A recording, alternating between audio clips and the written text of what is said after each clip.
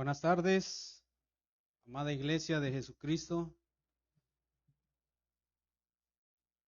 ¿Están deleitando? Estamos deleitando en el Señor, amén. Dice la palabra de Dios que Él es bueno y para siempre es su misericordia. ¿Lo podemos decir?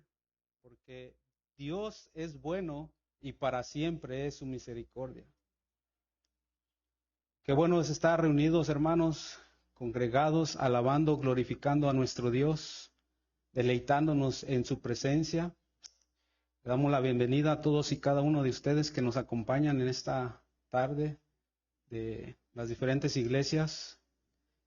Qué bueno que podamos reunirnos en un día tan especial como este, agradable que el Señor nos ha concedido, nos ha regalado, y sobre todo para hablar de un tema tan importante, ¿no?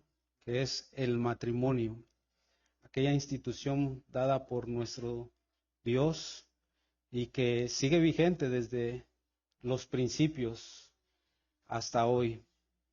Y bueno, recibieron una tarjetica cada uno de ustedes cuando llegaron. No sé si a alguno les falta, puede levantar la mano también y pueden pedirla. Y si alguno se pregunta, ¿y para qué, pastor? Bueno, esa tarjeta, en esa tarjeta pueden escribir, formular preguntas a medida que se da el estudio o la conferencia de matrimonios, en el cual al final de la conferencia habrá una sesión de preguntas y respuestas. Así que lo que el Señor le inquiete, lo que el Señor ponga en usted ahí, escríbala, y al final vamos a estar teniendo ese tiempo de preguntas.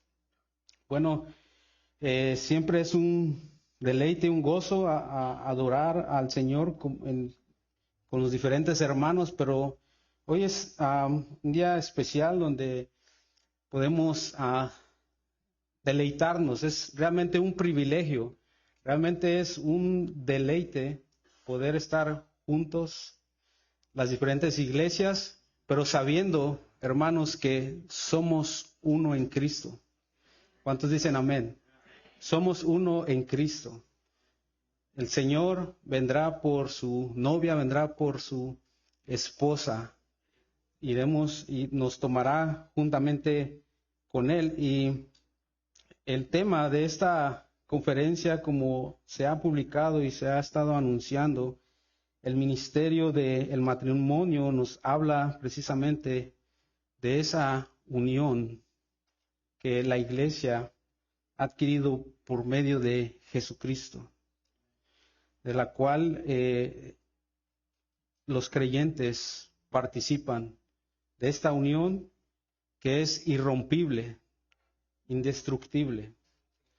Y de eso, pues, nos acompaña aquí el pastor Josué Jiménez con su hermosa familia, su esposa Ruth, sus hijas, sus hijos.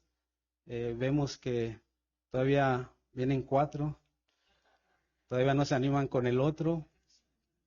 Nosotros nos hemos quedado con 5. ¿Sabe que me puse contento a ver entrar familias con varios hijos y dije, no estoy solo?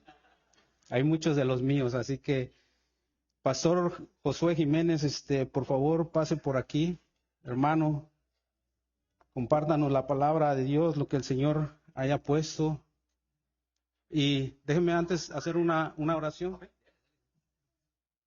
Bendito eres, Dios y Padre de nuestro Señor Jesucristo. Muchas gracias te damos por este día, Señor, que tú nos concedes, en el cual, Señor, nos reunimos para sentarnos, Señor, a tus pies, y que tú nos enseñes en este tema tan importante, Señor, que es la familia y en especial el matrimonio, Señor.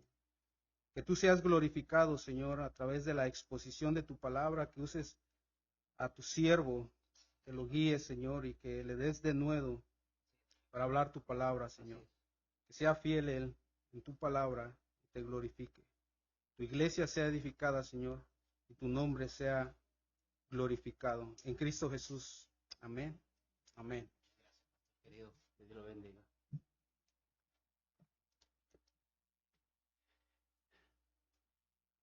Puedo tomar este micrófono, ¿verdad? Perfecto. Primero que todo, muchas gracias. Gracias por sacar un sábado en la tarde, que yo sé que muchos de ustedes descansan. Este es un día libre y lo último que quieren hacer es subirme a hablar por una hora. Pero que el Señor los bendiga. También gracias a la iglesia local, seguidores de Jesús aquí en el Bronx, y a su querido y amado pastor Luis y a su familia, a su querida esposa y sus hijos. Hasta el momento sí me ganan con uno, pero ya el próximo año ese error se enmienda pronto. A los que son de casa, gracias por su esfuerzo, gracias por estar aquí, compartir, promocionar. También tengo entendido, bueno, por lo menos conozco que hay un pastor más, seguidores de Jesús de Queen, Pastor Daniel y su querida esposa, ¿verdad? Que Dios los bendiga. Es un gusto tenerlos. Ya extrañaba verlos, los tuvimos también con nosotros el año pasado. Si hay otro pastor en el área aquí, en esta asamblea, no estoy seguro, no me lo hicieron saber, pero que Dios los bendiga también a ustedes en esta noche. Pues bien, hermanos, me ha tocado un tema bastante difícil de abordar en una sola noche. Normalmente conferencias duran 3 días o 2 días. Las conferencias normalmente, o cuando se hace un día, se hace todo el día. Digamos, hay una charla en la mañana, hay una charla a las 12, una charla a las 2. Entonces, hay bastante tiempo para abordar todos los diferentes temas. Imagínense que a ustedes le digan que tienen que abordar un tema como el matrimonio en 1 hora. Entonces va a ser imposible. Voy a cubrir mucha materia a los que están haciendo apuntes, o bueno, yo tengo entendido que también se están transmitiendo, entonces bueno, ahí queda registrado mis errores. Pongan mucha atención porque voy un poquito rápido, voy a ir corriendo. Normalmente me detengo en estos puntos a los que son de la iglesia. Y por cierto, le doy gracias a Dios que el Señor me ha acompañado no solo con una hermosa y fiel esposa y hijos, sino que también una iglesia que también muestra su apoyo. Ellos están aquí conmigo. Perdón, ni me presenté, soy el pastor Josué Jiménez. Pastoreo, por la gracia de Dios, una iglesia reformándose en Rockland County. Allá por bastante tiempo también tenemos la dicha de ser la sede del Seminario Latinoamericano Reformado y le damos gracias a Dios que eso está ayudando a nuestro pueblo latinoamericano. Bien, ya eso es para introducción.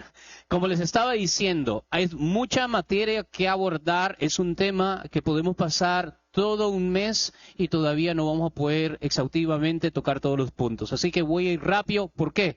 Porque me gustaría realmente lo que más me emociona a mí es el tiempo de las preguntas-respuestas. Y yo les animo a todos que no tengan pena. En sus papelitos pueden hacerlo anónimo. Digamos, ¿qué hago si mi marido es vago? Y yo no quiero que mi esposo se dé cuenta.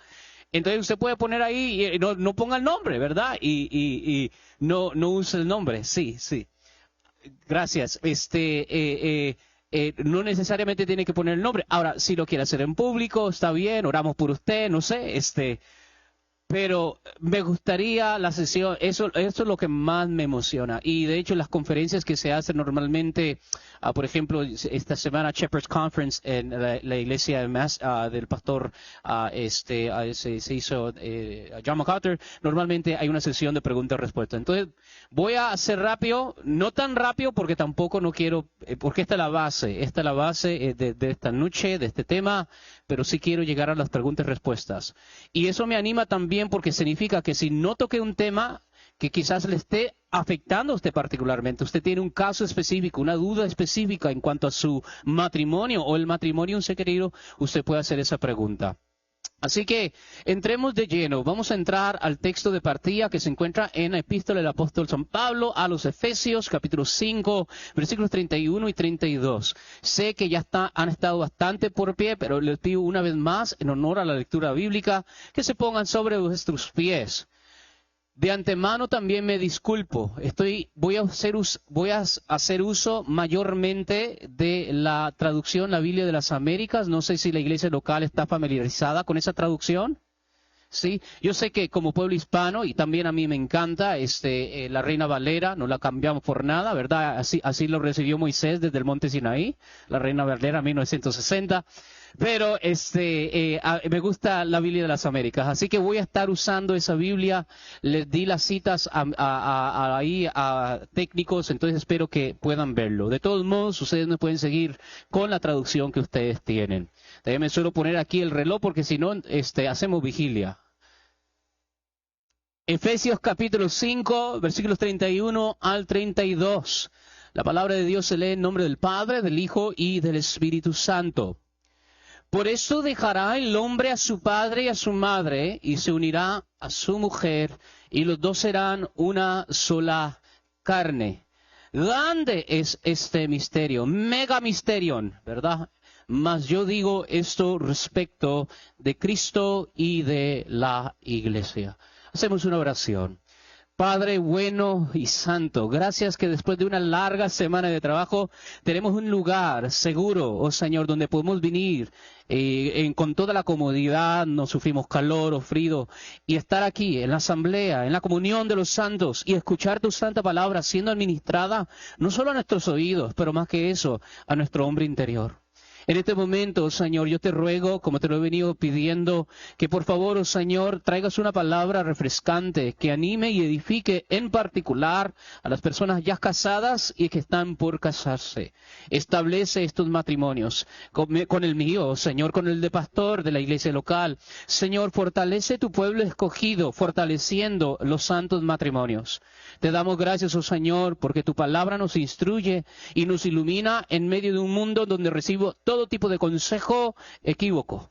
Sea tu palabra glorificada en esta tarde, oh Señor. Que no sea yo, oh Señor, el que se lleva la gloria, sino que sea tú y sea tu Hijo y sea la palabra profética que tu Espíritu ha dado a los hombres. Todo esto te pedimos en el nombre de tu Hijo Jesucristo. Amén y amén. Pueden tomar asiento, querida iglesia. Solo los tontos menosprecian el matrimonio, afirmó San Juan Crisóstomo en su vigésima homilía, otro término para sermón sobre el matrimonio. Y mucho, no solo me estoy basando en Efesios, sino también en su sermón sobre estos pasajes. Y si solo los tontos menosprecian el matrimonio, puedo decir, los tontos ciertamente abundan en nuestro tiempo. De hecho, el espíritu de nuestra cultura actual posmoderna está impregnado de un desprecio latente por el matrimonio o lo que ellos han tildado el matrimonio tradicional. Este no es el tema de la noche, pero esto se debe en parte, y quiero que lo sepan, este desprecio por la institución del matrimonio en nuestros días se debe a los movimientos políticos de la post-ilustración y en particular a las ideas socialistas y feministas que surgieron en el siglo XIX en la Francia post-revolucionaria. Charles Fourier, un francés socialista utópico, fue quien de hecho acuñó el término feminismo en 1837. Este es el mismo hombre que soñaba con un mínimo sexual, que la idea es parecida a la renta universal, que según él, por los que todos los ciudadanos de su utopía socialista tendrían garantizado el acceso a la intimidad regular según sus deseos por el gobierno. Él además imaginó una sociedad en que la gente pudiera entrar y salir de relaciones sexuales libres, homosexuales o heterosexuales, monógamas o poliamorosas, sin ninguna sanción legal o estigma social. Que de hecho, cuando vemos nuestros días y nuestra cultura, especialmente en Occidente, es muy parecido a lo que vemos hoy. Parece ser como que lo que soñó hace ya casi 200 años, parece volverse realidad. Él calificó la monogamia de antinatural, es decir, una persona que solo tiene una pareja sexual, eso es antinatural según él, y tildó al matrimonio tradicional, fue uno de los primeros de usar esa calificación tradicional, de absurdo y opresivo hacia la mujer. Así que si la mujer se quería liberar, hay que destruir el matrimonio tradicional. Este es el hombre que acuñó el término feminismo y de ahí viene todo el derrumbe que hemos venido viendo. Ahora, esta matización de querer hablar de un matrimonio tradicional versus un matrimonio progresista o moderno, esta matización, por supuesto, no la acepto. Solo existe el matrimonio y la soltería. No existen dos tipos de matrimonio, no existen tres tipos de matrimonio, solo existe un tipo de matrimonio. La absurda idea postmoderna y feminista de que hay matrimonios tradicionales y matrimonios modernos, ellos usan la palabra fluidos, es una estrategia ideológica para acabar precisamente con la institución del matrimonio.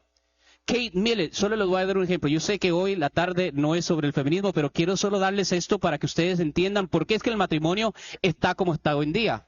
Kate Millett, una figura clave del feminismo, de la segunda ola, influyente, una intelectual en esta esfera del feminismo, especialmente la segunda ola. Ella escribe en uno de sus libros seminales, miren lo que escribe. Esta es una mujer profesora de una universidad, hace poco murió, pero es una mujer que hasta el día de hoy es alabada como heroína. Miren lo que ella dice. La destrucción total del matrimonio tradicional y de la familia nuclear. ¿Qué es la familia nuclear? Mamá, papá biológicos y sus hijos biológicos. Dice, la destrucción total del matrimonio tradicional y de la familia nuclear es el objetivo revolucionario o utópico del feminismo. Es decir, hay una agenda y está claramente detallada. ¿Están conmigo? Ahora bien, ¿a qué se debe este impulso para acabar con el matrimonio? Bueno, el matrimonio está en la raíz de todo, ¿sí o no? Detrás de una familia hay ¿qué? Detrás de hijos hay ¿qué?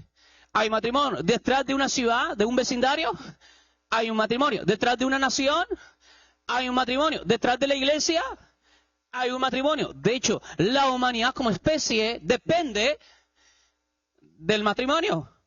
La unión de un hombre y de todos aquí, me imagino yo, al menos que usted haya tenido diferente origen, todos aquí venimos de la unión de un hombre, ¿verdad que sí? O alguien aquí nació de una planta de plátanos o algo, no sé. No, todos venimos de la unión de un hombre y una mujer. Por lo tanto, destruyes el matrimonio y acabas con toda la humanidad. Precisamente la intención, yo diría que estos son tontos útiles, porque ni siquiera ellos saben quién está detrás de esta agenda. Nosotros sabemos quién es el enemigo, nuestra lucha no es contra carne ni sangre. Nosotros sabemos quién es el que está inspirando estas ideas demoníacas. Es el mismo espíritu del anticristo. Esa es la intención del demonio, quien en definitiva está detrás de todos estos movimientos radicales, sociales y políticos para destruir la humanidad. Sin embargo, habiendo dicho esto, ahora eso fue como introducción. Sin embargo, habiendo dicho esto, permítanme comenzar con una postura aparentemente poco convencional dentro del cristianismo moderno. Y hago esto como hincapié. Ok, entonces el mundo desprecia el matrimonio. El matrimonio está siendo redefinido. Tan solo hace 2015 a 2024, ¿cuántos años son? 9 años. Tan solo hace 9 años la Corte Suprema de Estados Unidos redefinió y tenemos a New Bill of Goods. Tenemos una nueva Carta de Derechos que no incluye el matrimonio, porque lo que es el matrimonio, según ellos, no es matrimonio. Habiendo dicho esto, sin embargo, déjeme decir esto ahora sí como ministro de Cristo. Y quizás va a ser un poquito shocking, como se dice eso en español, un poquito controvertido, chocante para algunos de ustedes. Pero déjenme decirles esto, por muy exaltado y honorable que sea el estado matrimonial, el matrimonio no es el estado más elevado para el hombre. ¿Sabían eso o no lo sabían? Por ejemplo, ¿cuál es entonces? ¿Cuál es el estado más ideal para el hombre? Según las Escrituras. ¿Saben los que saben de la Biblia? Aquí preguntan, ¿no sabe? ¿Alguien sabe? Bueno, es una vida célibe dedicada al servicio de Cristo y su iglesia.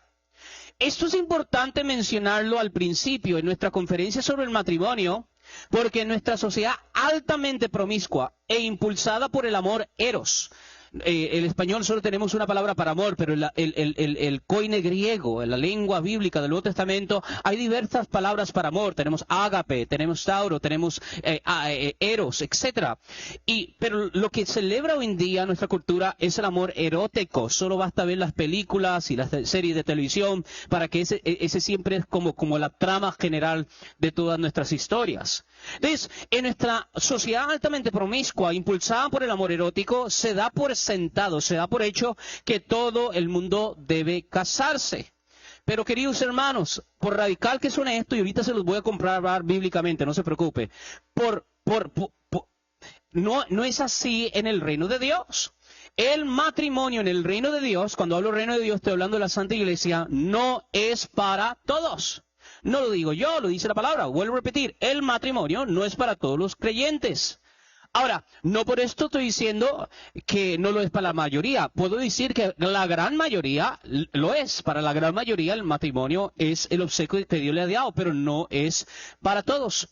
Miren lo que nos dice el Señor en Mateo 19:12, para yo comprobarles esto bíblicamente. Dice, porque hay eunucos que así nacieron desde el seno de su madre, y hay eunucos que fueron hechos eunucos por los hombres, y también hay eunucos que asimismo, nótese esta tercera categoría, y hay eunucos que asimismo se hicieron eunucos por causa de ¿qué? Por causa del reino de los cielos. El que pueda aceptar esto, que lo acepte. Es decir, para quien Dios le ha asignado este obsequio, no trate de buscar otro obsequio, no trate de buscar otro estado que el Señor no le ha dado. Ahora, obsérvense en los tres tipos de célibes que tenemos aquí, y estas son palabras de Jesucristo. Los nacidos como tales, es decir, estos son los que son impotentes y desde el seno materno no tienen deseo sexual. Los forzados como tales por otros. Esto es una práctica que gracias a Dios ya casi no se practica hoy, pero en el mundo antiguo era una práctica antigua donde los varones eran castrados para cuidar los hárenes de los gobernantes y reyes. En la Biblia tenemos varios ejemplos de esto. Pero el 3, la categoría 3, y es el más importante para nosotros, son aquellos que voluntariamente hacen voto de celibato con el fin de servir a Dios sin obstrucción, sin obstáculos. ¿Ven eso o no lo ven? Esto es bien importante.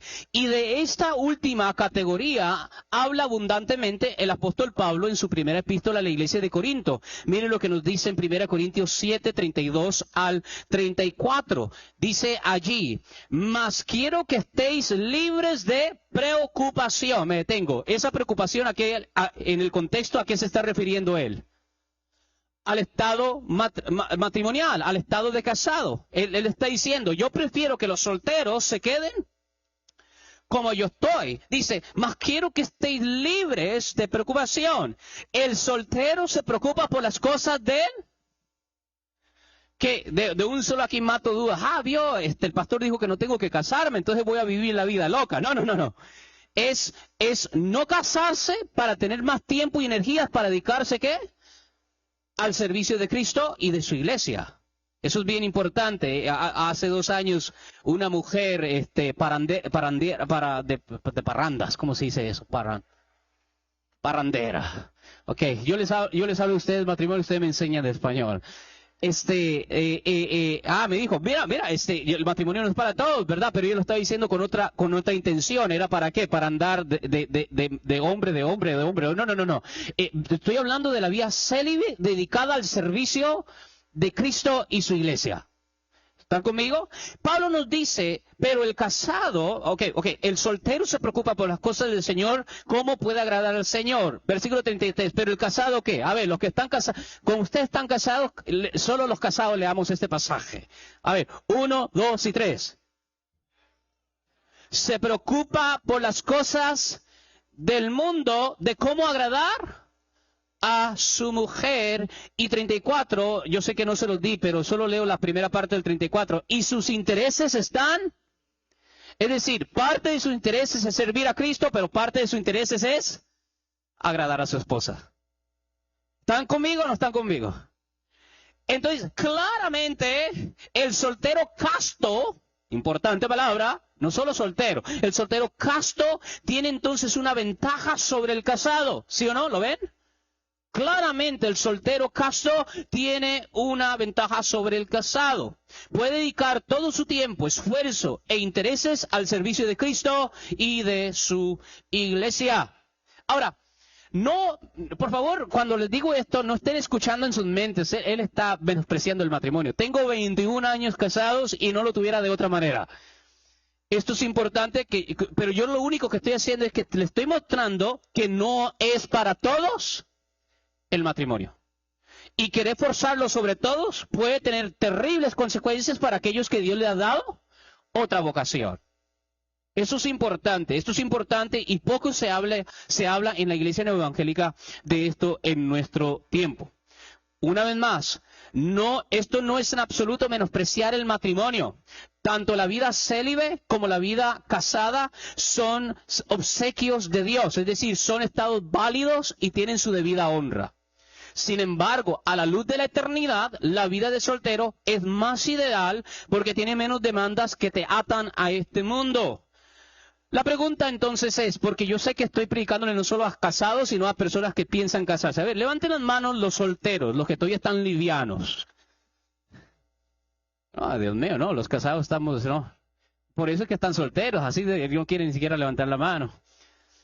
A ver, levanten las manos los que están casados, querida iglesia. La gran mayoría estamos casados, ok. Bueno, yo sé que algunos me están viendo por medio de la transmisión. Esto es para ustedes que son solteros. También existe la posibilidad de que de repente Dios tiene la vida célibe para ti. Y es una vida ideal, es una vida buena. No trates de forzar lo contrario. La pregunta lógica entonces que nace de esto es, ¿cómo sé si el matrimonio es un don que Dios ha ordenado para mí? O la vida dedicada a su servicio. Y aquí le presento lo que me gusta llamar la prueba de continencia. Vuelvo a repetir, la prueba de continencia. Volvamos a 1 Corintios capítulo 7. Ahora leamos versículos 1, 2 y después me brinco al 9. Mire lo que dice. En cuanto a las cosas de que me escribiste, parece ser que la iglesia de Corinto también quería una conferencia sobre el matrimonio. En cuanto a las cosas que me escribiste, bueno es para el hombre no tocar mujer. Esto lo dice un apóstol y lo dice bajo la inspiración del Espíritu. Así que para que nadie aquí me diga a mí que yo estoy inventando doctrina rara. Una vez más, es ideal, no estamos menospreciando el matrimonio, pero es ideal. Bueno es, no obstante, aquí viene la prueba de continencia, por razón de las inmoralidades, que dice que cada uno tenga su propia mujer y que cada uno tenga su propio marido. Y luego me brinco al versículo 9. Mira lo que dice el versículo 9. Dice, pero si carecen de dominio propio, la Reina Valera lo tiene, dice, pero si no tienen el don de continencia. ¿Ok? Entonces, estoy hablándole a aquellos que están pensando casarse y dicen, pero todavía no sé si el matrimonio es para mí. Bueno, aquí les estoy dando la prueba. Hagan esta prueba y sabrán. Dice, pero si no tienen el don de continencia, cásense, pues mejor es que casarse, ¿verdad? Entonces, tenemos, ¿verdad? Entonces, claro que sí, casarse es mejor que quemarse, así que casaos. Aquí el autoexamen para ver cuál don es para ti. Esto es para los solteros, porque los casados, ya el examen pasó hace 20, 30 años cuando se casaron. Aquí el autoexamen para ver cuál es el don para ti. Si al dejar la niñez, esa era de inocencia, arden en ti pasiones sexuales, entonces ciertamente el matrimonio es para ti. ¿Está conmigo? Y aquí nadie diga, no, yo no tengo esos sentimientos jamás. Son pocos los que nacen de esa manera. Una vez más, si al dejar la infancia, la niñez, ese tiempo de inocencia, comienzas a tener estas pasiones en tu cuerpo, en tu corazón, bueno, déjame decirle la vía tuya, el don que Dios te ha dado es el matrimonio. Ahora, habiendo dicho esto, durante el resto del sermón, a ver cuánto me quedan, ok, todavía tengo 40 minutos. El resto del sermón, voy a asumir que todos aquí fallaron el examen de don de continencia. ¿Ok? ¿Sí o no? Yo lo fallé hace 21 años, entonces no se preocupe. Una vez, no estamos menospreciando el matrimonio, solo estoy dejándole claro de que también hay otra vía. y hay que entenderlo, y hay que respetarlo, y hay que predicarlo porque la palabra también lo predica. Pero el resto del sermón voy a asumir que todos a los que le estoy hablando en la audiencia, tanto aquí en físico como también por medio de las redes, han fallado la prueba de continencia. Es decir, están casados o desean estar casados. La vida célibe no es para usted. Pensemos entonces con una pregunta básica. ¿Qué es el matrimonio? ¿En qué consiste el matrimonio? Bueno, respondamos la pregunta de manera negativa. Primero, lo que no es. No es una invención humana. Vuelvo a repetir eso. No es una invención humana. No es un invento que se le ocurrió al ser humano. Dos, no es una creación gubernamental, como un programa de asistencia social no. No es una creación gubernamental. Y tres, no es una construcción cultural, una palabra muy famosa entre las poblaciones más jóvenes, construcción, todo es una construcción, el género es una construcción, todo es una construcción, pero no es una construcción cultural. Esto es importante entenderlo y creerlo de partida, ya que como cristianos nos recuerda que el matrimonio no es un designio humano, ni un privilegio que nos obsequian los estados modernos, sino que es un designio y una ordenanza divina de Dios, como creador del hombre.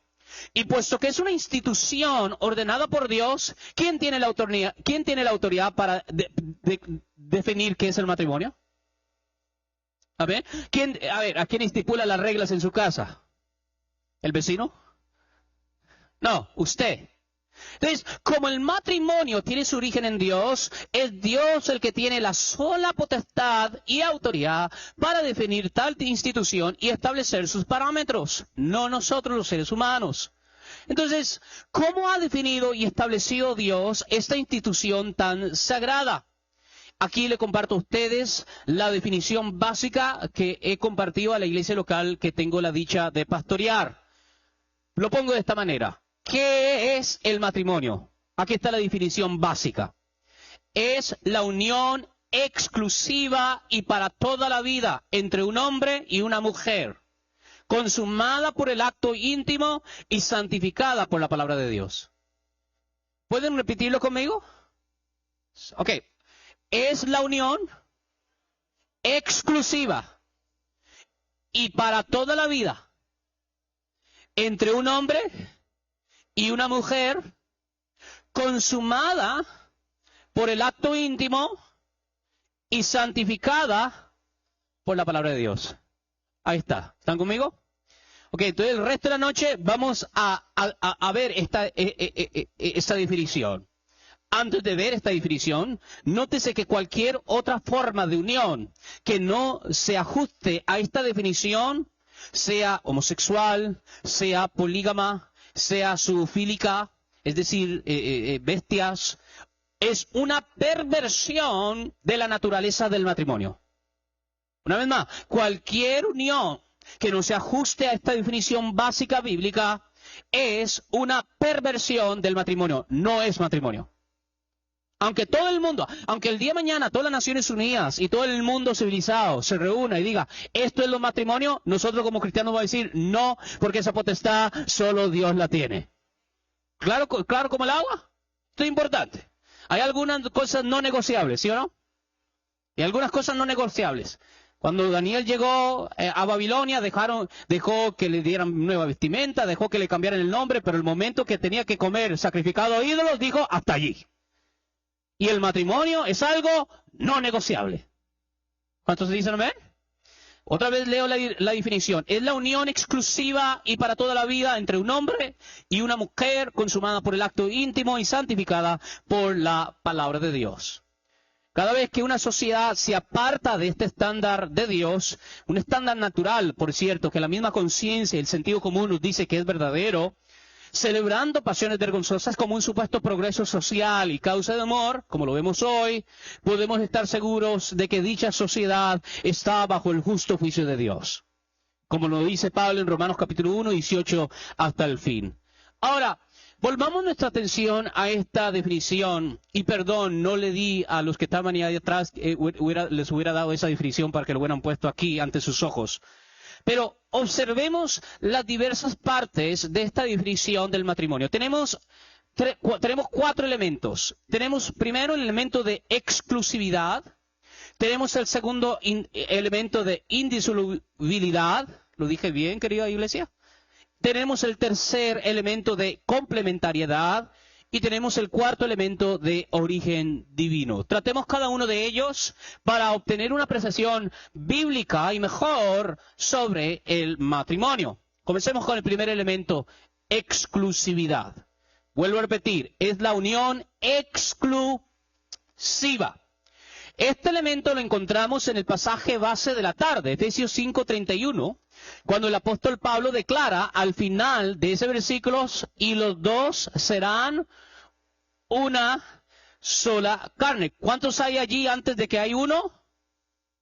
3, ¿verdad? 4, 5. ¿Cuántos hay ahí? 2 para el tango, nada más. Solo hay 2.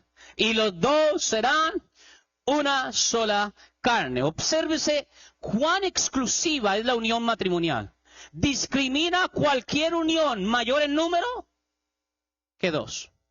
Capítulo 24, primera sección de la Confesión de Fe de Westminster. Tengo entendido que aquí usan la Confesión de Londres, ¿verdad? La de ustedes es básicamente una copia de la nuestra. Es lo mismo. La Confesión de Fe de Westminster, capítulo 24, sección 1. Miren lo que dice. El matrimonio ha de ser entre un hombre y una mujer. No es lícito a ningún hombre tener más de una esposa, ni a una mujer tener más de un esposo al mismo tiempo. ¿Están conmigo? Ahí está la Confesión de Fe, capítulo 24, sección 1. ¿Qué significa esto? 3 o más cónyuges no pueden convertirse en uno. La unión matrimonial solo puede unir a 2 personas y convertir estas 2 personas en una sola carne. Ahora, el contraargumento común que escucho cada vez que mencionas esto, y bueno, ¿qué de los santos patriarcas? ¿Qué de los grandes patriarcas? Abraham. ¿Cuántas esposas, mujeres tuvo Abraham? Jacob. El rey David. Su hijo, el Salomón. Ellos tenían muchas esposas, ¿verdad? Y obviamente la idea es que quieren más esposas, ¿verdad? Como que no pueden con una, quieren más. Bueno, Jesús abordó este tema. Jesús nuestro Señor, por supuesto, abordó esta misma cuestión cuando los fariseos de su tiempo intentaron arrinconarlo con esta misma pregunta. Miremos cómo él respondió. El Evangelio de San Mateo 19, versículos 4 al 6. Mateo 19, versículos 4 al 6. No sé, voy a leer desde el 4 y después 5 y 6. Y perdón, si de repente hice unos cambios aquí. Dice así. Y respondiendo Jesús dijo: ¿no habéis leído que aquel que los creó, que por cierto el anciano Henry leyó esto, ¿verdad? Hoy al inicio, muchas gracias. Dice, ¿no habéis leído que aquel que los creó desde el principio los hizo como varón y hembra? Y añadió, por esta razón el hombre dejará a su padre y a su madre y se unirá a su mujer. Y una vez más ahí está la expresión que vimos en Efesios. Y los dos serán una sola carne, que lo vemos primera vez en Génesis. Por consiguiente, ya no son ¿cuántos? 2, sino una sola carne. Por lo tanto, lo que Dios ha unido, ningún hombre lo separe. No sé si alguien quiere casarse, lo casamos ahorita mismo.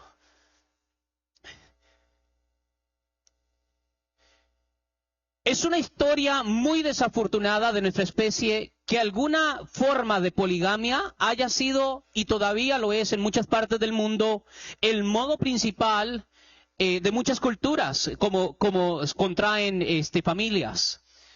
Y esto sin excepción de los antiguos hebreos, que también vemos que los patriarcas todavía tenían estos vestigios de las culturas de su tiempo.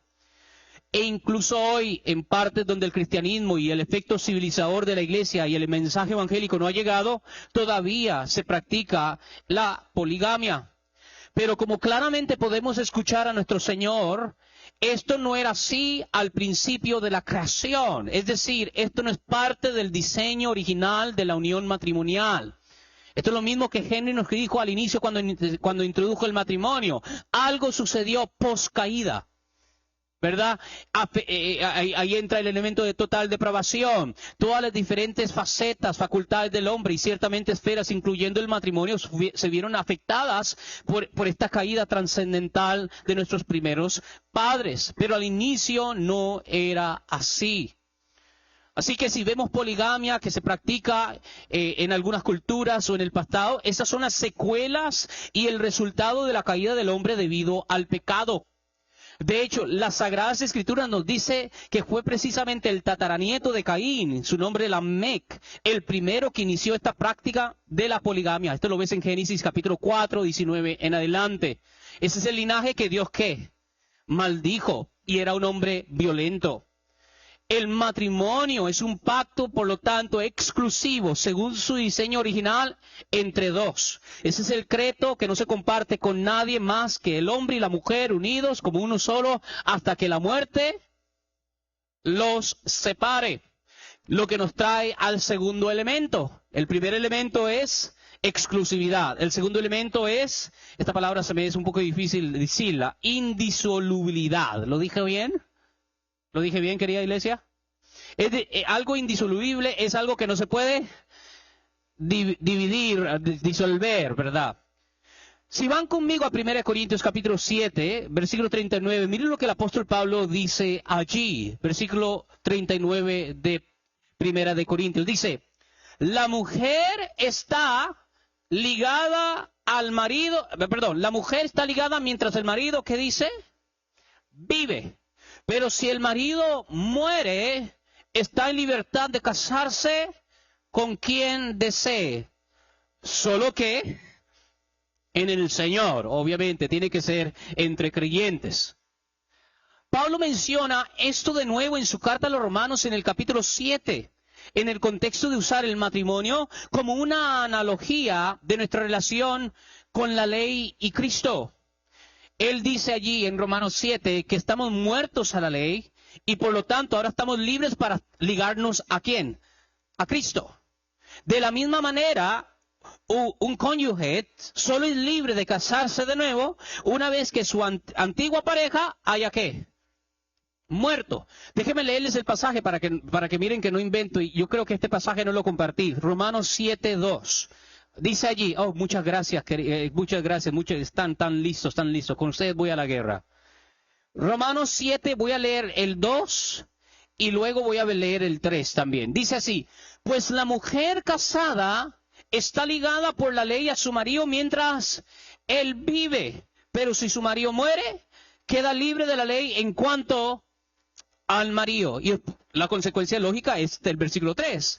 ¿Cuál es la consecuencia lógica de una persona cuyo cónyuge todavía vive y se vuelve a casar? Bueno, lo que dice el versículo 3. Así que mientras vive su marido, será llamada ¿qué? Adúltera si ella se une a otro hombre.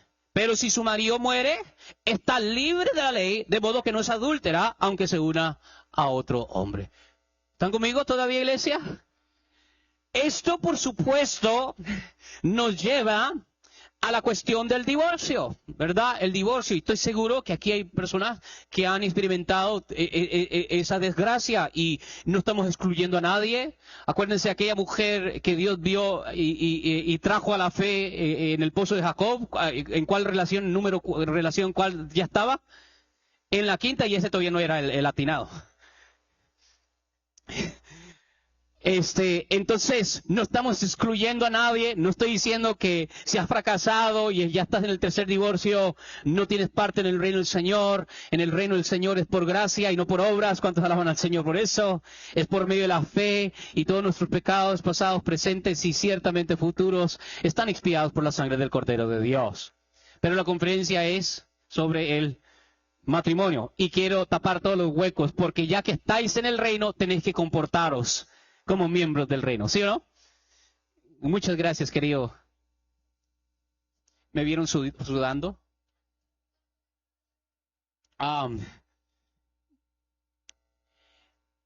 Esto, lo que acabamos de leer en Romanos y lo que acabamos de leer en 1 Corintios 7:39, obviamente nos lleva a la cuestión del divorcio.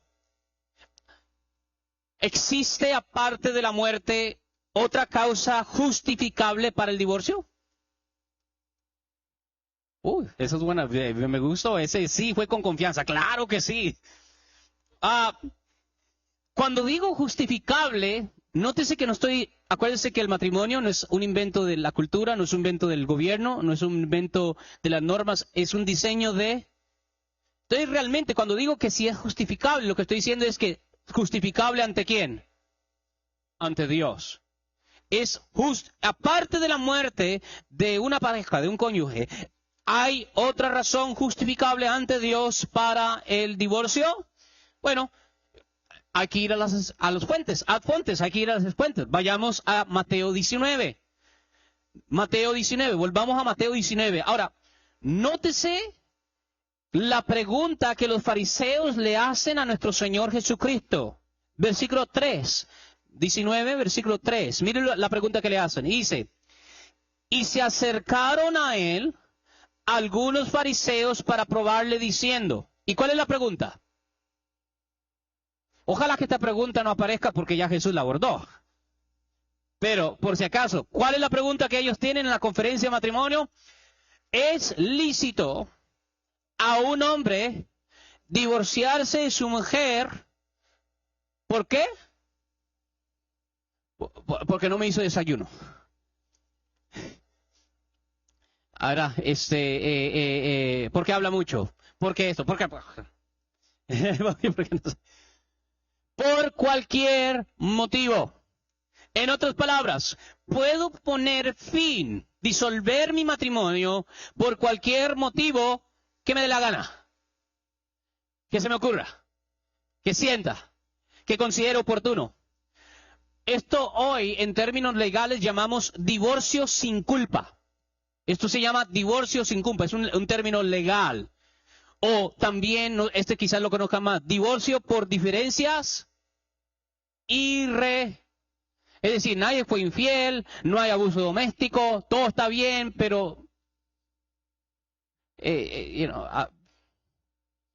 diferencia irreconciliable. Yo estoy tratando de pensar, es que yo y mi esposa nos llevamos tan bien y no se me ocurre una idea.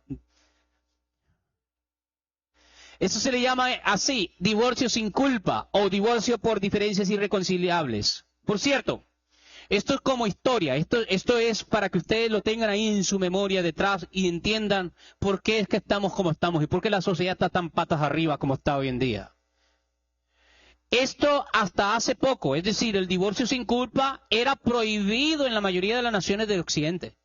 Hasta hace poco era prohibido. Usted no se podía divorciar solo porque le daba la gana. A ver, ¿cuántos aquí han comprado un carro financiado? Levanten la mano los que han comprado un carro financiado. ¿No? Usted financia 60 meses el carro y el pago mensual son $340 más el seguro, ¿verdad? Usted al año 2, ya no quiero. Y puede volver a la dealer y decir, ¿sabes qué? Disolvamos este contrato, ya no quiero pagar el resto de los 3 años. ¿Puede o no puede? No puede. No puede. Por ley no puede. Pierde su crédito, pierde el carro, ¿verdad? Etcétera. Pero por alguna extraña razón pensamos que podemos firmar un contrato que dice hasta la muerte nos separe y a los 2 años, no, cambié de opinión. Es decir, nótese, que nuestra cultura materialista le pone más seriedad a un contrato de carro que un contrato matrimonial.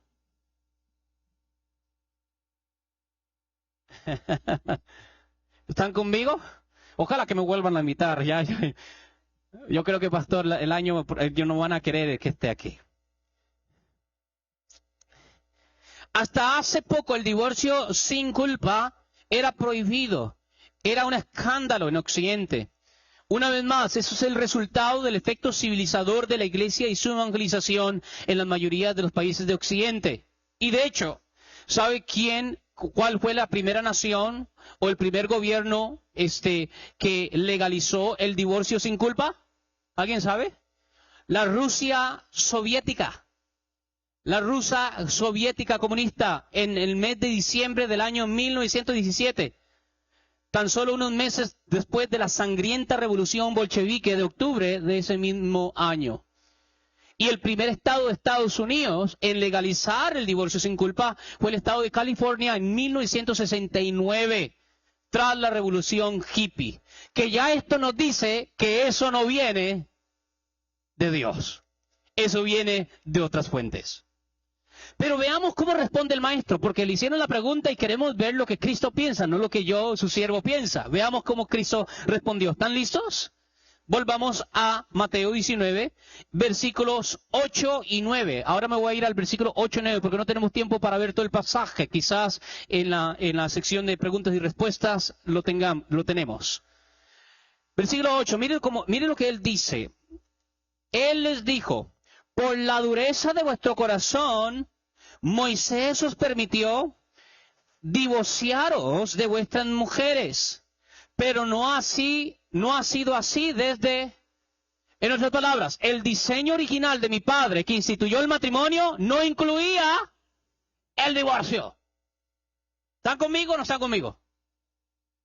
Eso es importante, porque la pregunta que Dios tiene para su iglesia es, ¿vamos a ordenar nuestras vidas según los estándares del mundo o son según los estándares del cielo? Amén. Sigue diciendo, versículo 9. Y yo, ese yo, ¿quién es? Jesús, el Hijo de Dios, encarnado, el Mesías, el Verbo hecho carne, el autor de la fe, el consumador de la misma.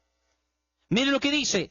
Y yo os digo que cualquiera que se divorcie de su mujer, y pone aquí una cláusula, ¿verdad? Esas son las letras pequeñas en los contratos. Salvo, ¿por qué? Por infidelidad y se case con otra, comete adulterio. ¿Amén o no amén? Está difícil esta, ¿sí no? Está difícil. Hoy los pastores ya no queremos predicar sobre esto, ¿verdad? Porque ofende y toca callos. Pero hay que hacer pedicures a la iglesia, hay que quitar esos callos. Hay que quitarlos. Y hay que enseñarle a la iglesia que en el diseño original el divorcio no es opción, con una cláusula, con una excepción. Aquí vemos una clara e irreconciliable diferencia entre el judaísmo rabínico y la fe cristiana, nuestra fe. Para el judaísmo rabínico, el divorcio es permisible. Claro que sí, es permisible. Y lo vemos en la misma Torá. Dios, por la dureza, por medio de Moisés, les entregó a los antiguos judíos la opción de divorciarse, pero eso no era parte del diseño. Esos son las secuelas de una humanidad caída. ¿Están conmigo? ¿Están viendo eso? Esto es importantísimo. Pero para nosotros, la nueva creación, la nueva Jerusalén, la Israel que está siendo edificada, no sobre los cimientos de una ciudad física, sino sobre la ciudad celestial.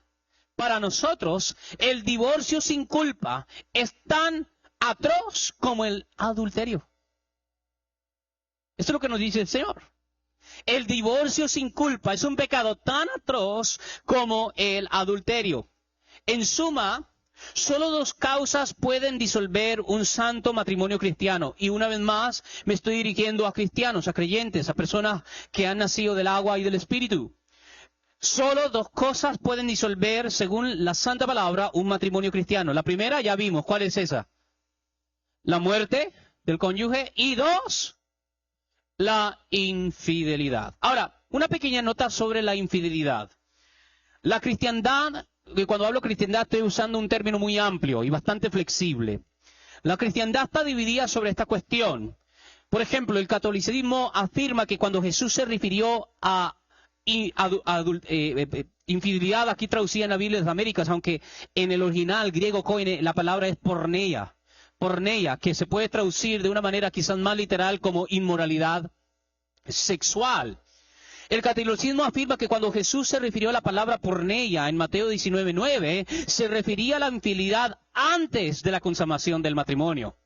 Es decir, cuando más tarde se revelaba que una mujer comprometida había tenido relaciones sexuales con otro hombre antes de la consumación del matrimonio. Piense en José el Justo. ¿Qué es lo que José el Justo quiso hacer con María cuando se dio cuenta que estaba embarazada? Es decir, ya había un compromiso, ya él estaba atado por la ley a tener que, ¿qué? casarse, pero cuando él vio y todavía no había recibido una revelación por medio de sueños, él me imagino que como un hombre pensó otra cosa, y entonces, ahora, como era justo, no quería hacerlo público, porque según la ley podía hacerlo público y María caía en deshonra, pero él quiso dejarla en secreto. Entonces eso es lo que piensa algunos sectores de la cristiandad, de que esa porneia, esa infidelidad, no habla de infidelidad después del matrimonio, sino antes. Pero el cristianismo reformado toma esta palabra porneia como inmoralidad sexual, que realmente así se debe traducir. Esta misma palabra, por ejemplo, aparece en 1 Corintios 6, cuando Pablo nos dice, huid de la fornicación, y habla del término más general de inmoralidad sexual. Y nosotros lo tomamos como para referirse a la infidelidad tanto antes como después del matrimonio. Capítulo 24, quinta sección de la Confesión de Fe de Westminster, perdón, esto lo añadí ayer, así que no va a aparecer en sus pantallas. Pongan mucha atención. Capítulo 24, quinta sección de la Confesión de Fe de Westminster dice así: en el caso del adulterio después del matrimonio, es lícito para la parte inocente presentar demanda de divorcio y después del divorcio casarse con otra persona como si la parte ofensora estuviera muerta. Entonces, esa es la posición histórica reformada, que tanto la muerte física como la infidelidad, ¿qué es lo que hacen con el matrimonio? Lo rompen. Pero cualquier otra cosa, no. He aquí, y una vez más, he aquí el razonamiento por qué tomamos esta posición. Déjeme explicarle por qué es que la infidelidad, si puedo, rompe o hay una ruptura allí. La consumación de un matrimonio, ¿qué es lo que hace con dos personas? Cuando una pareja es casada y consuman el matrimonio, ¿qué es lo que dice la palabra? Esas dos personas se convierten una sola carne. Por lo tanto, la intimidad, y esto es importante, por cierto, porque hay que orientar también a algo como la intimidad, no según los parámetros del mundo, sino según los parámetros de Dios. La intimidad, entonces, no es simplemente un acto carnal del cuerpo para mera gratificación de los sentidos. Es un acto sacrosanto que une a dos personas en una. Es algo santo. La intimidad en el matrimonio es algo santo que tiene un poder misterioso, y ya estamos llegando al misterio. Pronto llegaremos ahí, ya estamos por llegar. Que de una manera misteriosa agarra a dos personas y las hace unas. Así, cuando un cónyuge tiene relaciones sexuales fuera del vínculo matrimonial, se convierte en una sola persona con esa tercera persona extraña al pacto matrimonial. Mire, esto es lo que sucede. Entonces, el matrimonio une dos personas y se vuelven una. Pero cuando una de esas personas se une con otra persona, ¿se hace una carne? Con esa persona. Ahora, para que esa persona se haga una carne con esa persona, ¿qué tiene que suceder primero con esta unión? Tiene que haber un tipo de ruptura. Y por eso es que nosotros históricamente como Iglesia Reformada tomamos esa posición. De hecho, 1 Corintios 6, 16, el apóstol Pablo precisamente nos dice que esta es la razón por la cual no deberíamos acudir a prostitutas. Mire lo que dice el versículo 16, 1 Corintios 6, 16, no sé si lo tienen allí, 6, 16, dice: ¿o no sabéis que el que se une a una ramera es un cuerpo con ella? Porque él dice, los dos vendrán a ser una sola carne. Y luego el versículo 18, mire lo que dice: huid de la fornicación. Todos los demás pecados que un hombre comete están fuera del cuerpo, pero el fornicario peca contra su propio cuerpo. Me tengo un poquito aquí para dejarles saber que mi reloj aquí paró, entonces alguien me tiene que decir cuándo se cumple la hora. ¿Verdad? Ahí. Ok, perfecto.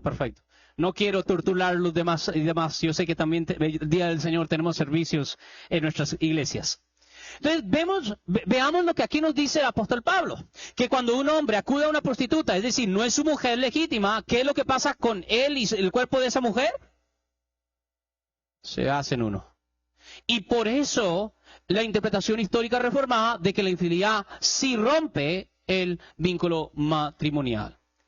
Y por cierto, habiendo leído los versículos 18 donde dice que la fornicación es un pecado contra su propio cuerpo, bueno, nosotros como cristianos sabemos bien que la esposa es el cuerpo ¿de quién? Del marido. No, bueno, sí, la iglesia, pero el cuerpo aquí de la esposa. El cuerpo de la esposa, ya me confundieron. La esposa es el cuerpo del marido, ¿verdad? Y los dos ya no son dos, sino que son una sola carne, de modo que cuando es infiel ha violado los términos del contrato matrimonial que lo une a ese cuerpo. Hay una ruptura en la unión mística. La parte ofendida deja de estar vinculada a la parte infractora.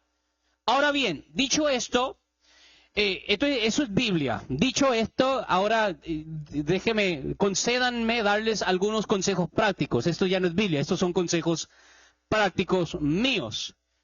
¿Cuál debe ser el procedimiento en un matrimonio cristiano cuando se ha producido una infidelidad? Y estoy seguro que esto ha sucedido más de una persona aquí. Esto es algo que tristemente también a veces se da dentro de la iglesia.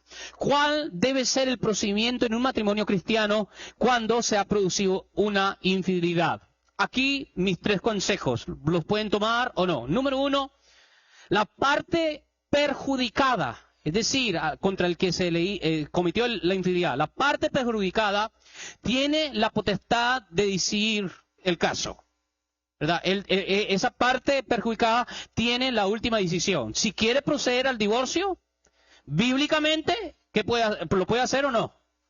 Lo puede hacer. Demandar de ella o de él que debe permanecer el matrimonio, porque así lo dice Dios, en contra de su propia voluntad, es imponerle una carga injusta, que por lo menos no podemos justificar según las Escrituras. Entonces, eso es lo primero que yo le diría. Tienes toda la razón para estar enojado o enojada. Tienes toda la razón para querer dejar a esa persona y nunca verlo más. Tienes toda la razón. Pero la segunda cosa, habiendo dicho esto, yo creo que el liderazgo pastoral de la iglesia local debe de tratar de buscar la reconciliación entre los esposos. Debe de esforzarse. ¿Y por qué digo esto? Porque, y no me quiero adelantar, ¿por qué? Porque la demanda en el matrimonio es amar como Cristo ama. ¿Y cómo nos ama a nosotros Cristo, iglesia? A ver, ¿cuántos aquí, después de haber venido a Cristo, han sido infieles? Y cuando digo infieles, han cometido algún pecado después de venir a Cristo. ¿Y por qué estáis todavía aquí? ¿No os dio Cristo una carta de divorcio? Entonces, yo diría que el liderazgo local, con mucha prudencia, con mucha oración, deberían de buscar la reconciliación entre los esposos. Ahora, esto por supuesto significa 2 cosas. Número 1, la parte infractora, es decir, el que cometió el delito, debe de genuinamente arrepentirse. Y no solo arrepentirse, sino mostrar frutos evidentes que se ha arrepentido. De hecho, la palabra de Dios en 1 Corintios 7 dice que la persona tiene hasta el derecho de separarse, con tal que no se case nuevo, pero tiene hasta autoridad para separarse, mientras se consigue la reconciliación. Entonces, la parte infractora debe de arrepentirse y mostrar frutos evidentes de ese arrepentimiento. Y 2, la parte ofendida o perjudicada debe estar dispuesta a perdonar verdaderamente y plenamente. Voy a repetir, así como aquel o aquella, dependiendo quién es el que cometió el acto, tiene que arrepentirse genuinamente, pero también, si quieren reconciliar, si quieren que ese matrimonio siga adelante, también la persona ofendida tiene que perdonar verdaderamente. No puede decir te perdono y cada vez que hace algo que no te gusta, ¿te acuerdas que te perdoné? Y ahí te tiene, ¿verdad? Tiene que haber un perdón genuino. El Señor no hace eso con nosotros, ¿sí o no? Ahora, si ambos son cristianos comprometidos, tanto el hombre como la mujer, creo yo que en última instancia esto se dará, el arrepentimiento y el perdón. Ahora, 3, si no se logra la reconciliación, entonces el perjudicado puede proceder a la separación. Y según lo que leímos en la Confesión de Fe de Westminster, él o ella puede tratar a la persona infractora como que si estuviese muerto, es decir, puede que contraer matrimonio. Ahora, ese es el mandato, esa es la posibilidad, pero yo diría, hay muchas veces que tenemos derechos que es mejor rendirlos y no hacerlos. Lo que yo diría, solo como recomendación, y esto es una recomendación nada más, yo diría que mientras el cónyuge viva, no se vuelva a casar. ¿Y por qué no? Le voy a dar 3 razones rápidamente. Número 1, porque siempre existe la posibilidad de que el Señor pueda restaurar corazones heridos y matrimonios aparentemente irreparables. Y esto lo he visto muchas veces. Personas que dicen, no, el Señor no puede hacer nada con mis matrimonios. Hoy son matrimonios hermosos, bellos y familias llenas de gozo y paz. 2, un corazón herido y una experiencia amarga te hacen vulnerable a buscar consuelo falso en otra relación que puede terminar siendo igual o peor. Y entonces ahí estás en el ciclo. Y esa es otra razón. Y 3, por el bien de los niños, especialmente si hay niños, por el bien de los niños. No queremos introducir más cuidadores a la ecuación. Eso produce confusión, eso produce resentimiento también en nuestros hijos. Y aquí como consejo, no como mandato, 1 Corintios 7, 10 al 11. 1 Corintios capítulo 7, versículos 10 al 11. Ahora, esto no lo está diciendo en el contexto de infidelidad, lo está diciendo en el contexto de otras cosas. Vi lo que dice el versículo 10 y 11, dice, a los casados instruyo, no yo, sino el Señor, que la mujer no debe dejar al marido, pero si lo deja, quédese sin casar, o de lo contrario, que se reconcilie con su marido y que el marido no abandone a su mujer. Así que eso es en cuanto a consejos. Así que hemos terminado con los primeros 2 elementos de nuestra definición. Exclusividad, ¿y cuál es la otra? Ayúdenme con esa. Indisolubilidad. Lo dije bien, ¿verdad? Aquí tenemos los dos primeros elementos del matrimonio santo, exclusividad e indisolubilidad. Estas 2 primeras características, por cierto, y escuchen y pongan mucha atención, nos llevan a una conclusión muy importante, y una vez más, son cosas que no se tratan muchas veces desde el púlpito, pero quiero hacerlo porque es importante hacerlo. En vista de estos 2 elementos, tenemos que dejar claro que la monogamia en serie es tan mala como la poligamia. Voy a repetir eso. La monogamia en serie es tan mala como la poligamia. ¿Qué es la poligamia? Esa la entendemos todos. ¿Qué es la poligamia? Un hombre o una mujer y varios esposos a la misma. Pero ¿qué es la monogamia en serie? Me caso 2 años y a los 2 años me divorcio y después me caso otra vez. Estoy casado por 3 años y otra vez me divorcio y después me caso otra vez y estoy casado por 5 años. Eres un monógama, pero en serie. Que al final viene haciendo lo mismo que la poligamia. El Señor detesta esto. El Señor detesta esto. Así que a los que están viendo desde afuera hacia adentro, ¿verdad? Diciendo, uy, yo me quiero casar, qué lindo, piénselo. Piénselo. 3, complementariedad. Complementariedad. Vayamos otra vez a Efesios 5:31. 5:31. Efesios capítulo 5, versículos 31. Dice, por esto dejará, voy a leer solo la primera mitad de este versículo. Por esto dejará el hombre a su padre y a su madre y se unirá a su mujer. Veamos aquí, mira, aquí podemos ver 2 veces un diferencial sexual. Veamos estas 2 veces. Mire, en los padres y en los esposos. Dice, un hombre, antropos, deja al padre, pater, y a la madre, mitar, o metera, dependiendo cuál es la pronunciación, y se une a su mujer, kineika. Entonces, esto está en el corazón del matrimonio. Esto es bien importante. ¿Y por qué traigo esto? Porque hoy en día, según la cultura y las normas de hoy, un matrimonio es tan válido como entre un hombre y una mujer y 2 hombres o 2 mujeres. Pero aquí vemos un claro diferencial sexual. Y podemos entonces decir que no hay matrimonio cuando este sexo diferencial o complementariedad, de eso es lo que estamos hablando ahora, complementariedad, está ausente. Ahora, ¿por qué esta complementariedad es esencial? ¿Por qué? Porque es un elemento necesario en el matrimonio. Bueno, aquí llegamos al fin funcional, al fin práctico del matrimonio, es decir, el por qué. Ya vimos el qué es matrimonio, pero veamos el por qué el matrimonio. Vayamos a Génesis 1:28. Y yo creo que si no les caí bien cuando hablé del divorcio, creo que les voy a caer menos bien ahorita que les menciono esto. Pero es bíblica. Mira lo que dice el versículo 28. Dice, y los bendijo Dios y les dijo. ¿Qué les dijo? ¿Cuál fue la primera ordenanza que salió de la boca de Dios a la humanidad? Sed fecundos y... ¡Wow! Según el judaísmo hay 613 mitzvot, 613 mandamientos. Bueno, aquí está el primero. El primer mandamiento que Dios le dio al hombre es, tengan babies, tengan niños, ¿verdad? Esto es después de que estableció el matrimonio. Entonces vemos el fin funcional del matrimonio. Dice, sé fecundos y multiplicaos y llenad la tierra y sojuzgarla, ejercer dominio sobre los peces del mar, sobre las aves del cielo y sobre todo ser viviente que se arrastra sobre la tierra. Lo vemos de nuevo en el reinicio, en el gran reseteo con Noé.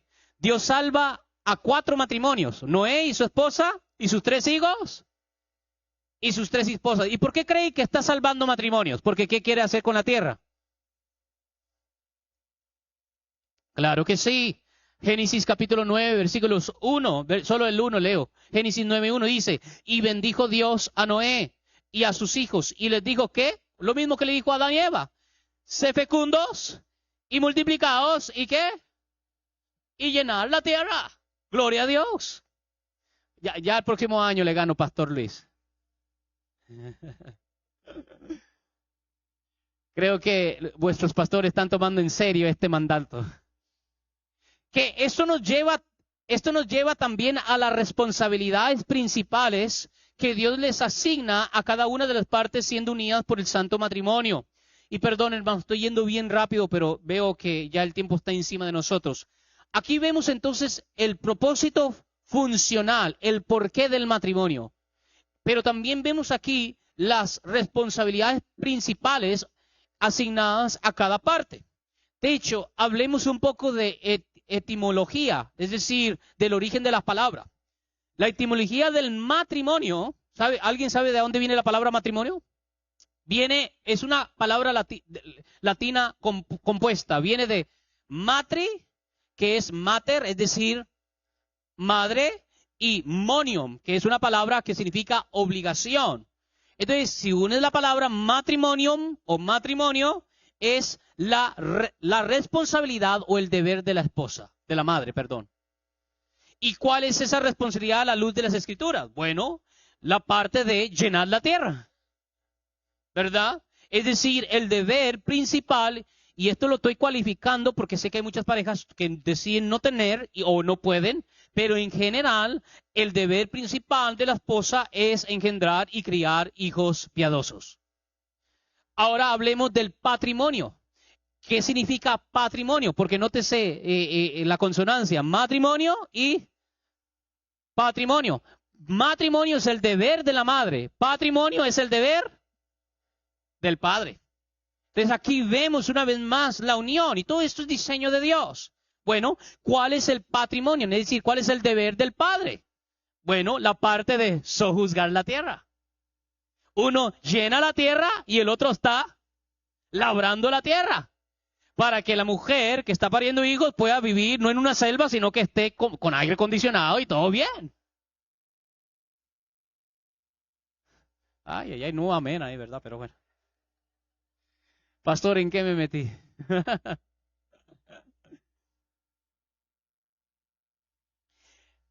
Si la parte principal de la esposa es engendrar y criar hijos piadosos, por cierto, esto lo vuelve a ver en 1 Timoteo 2:15. Lo pueden leer ustedes en sus casas. La parte principal del hombre es ¿qué? Es proteger. Amén. Por eso Dios le dio más fuerza ¿a quién? ¿A la mujer o al hombre? Al hombre, ¿verdad?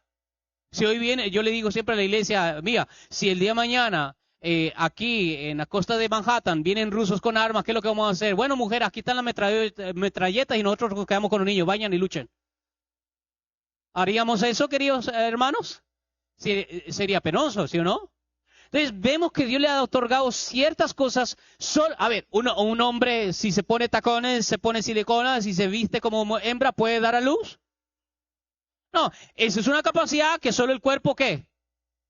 de la mujer puede hacer. Igual, el cuerpo hombre tiene ciertas capacidades que la mujer no puede hacer. No luchemos contra el diseño. ¿Están conmigo o no están conmigo? Entendamos que cada parte tiene su valor. ¿Cuál es el deber entonces del marido? Proteger y proveer una herencia para la esposa y los hijos para que ellos puedan vivir bien y en seguridad. El hombre trabaja para que la madre y los hijos tengan una buena herencia. De ahí la idea de patrimonio.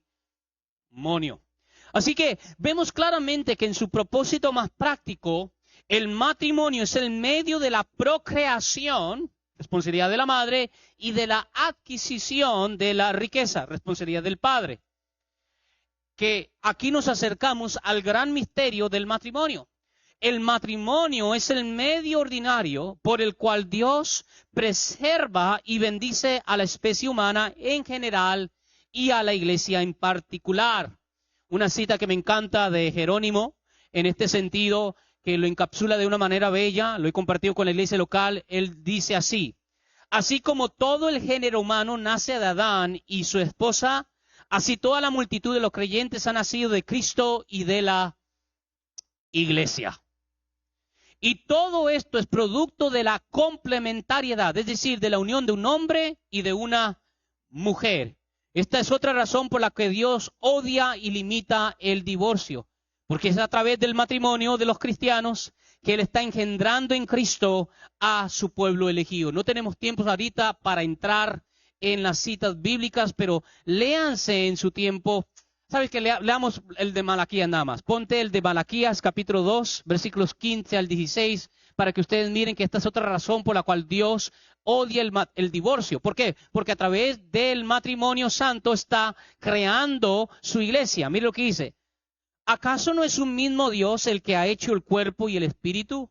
¿Y qué quiere ese Dios sino descendientes que les sean consagrados? Uy, perdón, déjeme leer la Biblia de las Américas, estoy leyendo otra. Dice, versículo, cuídense, por lo tanto, déjeme leerlo, pero ninguno que tenga un remanente del espíritu lo ha hecho así.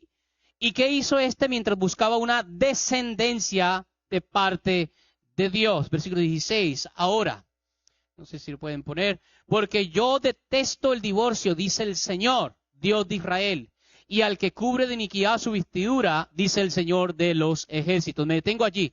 ¿Qué es lo que está diciendo? Que la razón por la cual Él detesta el divorcio en su pueblo es porque a través del matrimonio el Señor no solo está procreando el género humano, sino que también está procreando el pueblo santo, la iglesia.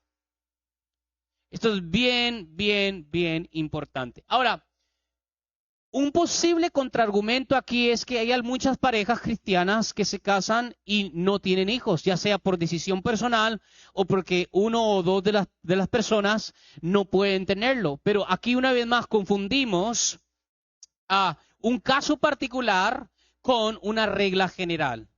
Vemos que en el diseño original que Dios establece en el matrimonio tiene la potencia de procrear. Y ese es el fin fundacional. El momento que hicimos que ese no es el fin por el matrimonio, estamos creando otra institución.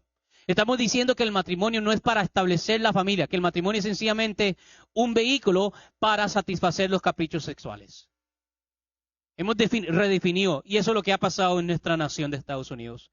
Y por último, y el cuarto elemento, es de origen divino. El matrimonio es de origen divino. Volvamos a Efesios 5:32. Ahí en Efesios 5:32, el apóstol Pablo nos dice, grande es este misterio, mas yo digo esto respecto de Cristo y de la iglesia. En última instancia, nos oponemos a cualquier redefinición falsa del matrimonio, inventada por el hombre e inducida por el demonio, que contradiga lo que la Escritura nos dice, porque en última instancia, el matrimonio aquí y ahora no es más que un tipo o una sombra de una realidad mayor y final.